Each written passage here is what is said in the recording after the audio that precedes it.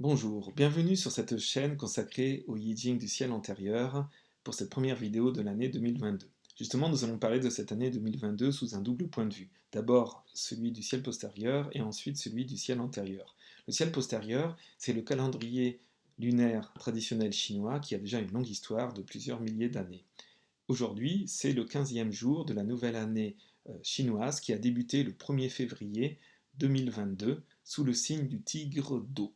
Aujourd'hui, c'est traditionnellement la fête des lanternes. Qu'est-ce que ça signifie ce tigre d'eau? Ça correspond à un système avec d'un côté les 12 rameaux terrestres, correspondant aux 12 animaux de l'astrologie chinoise, se combinant avec 10 troncs célestes divisés en 5 éléments, 5 phases, 5 énergies, qui sont les éléments de la médecine chinoise présentés généralement dans un cycle de nutrition.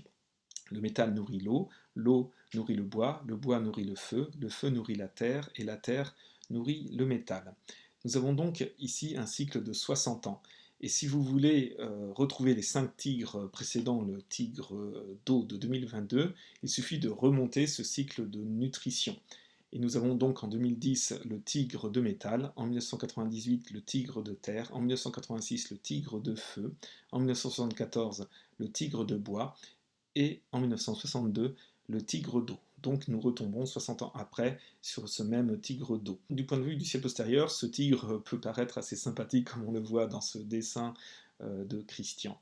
Mais du point de vue du ciel antérieur, si vous regardez cette image provenant de la fondation de la fleur de prunier de Taïwan, vous pouvez vous rendre compte que ce tigre est un petit peu effrayant, voire très menaçant. Il semble sortir là du fin fond de la préhistoire, et le président Wu de la fondation de la fleur de prunier dénomme même cette année une année de vie et de mort. Alors cette puissance du tigre pourrait être assez dévastatrice, et il convient en fait de se mettre sous sa protection, comme vous pouvez le voir ici sur ce cadre.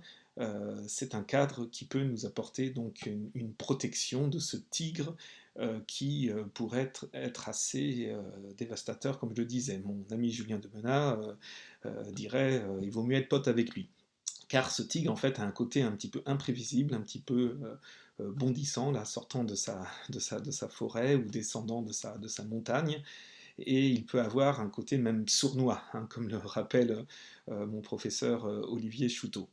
Donc si j'ai un conseil à vous donner en tant que tigre de bois, car je suis né le 16 février 1974, c'est de faire attention cette année lorsque vous vous retrouvez dans des situations tendues, orageuses, voire conflictuelles, à vraiment ne pas faire monter trop la colère en vous, et avoir une profonde respiration pour faire redescendre cette colère, car comme me le rappelle souvent mon autre professeur Georges Charles, hein, un tigre de métal, s'il est facile de monter sur le dos d'un tigre, il est beaucoup plus difficile d'en redescendre.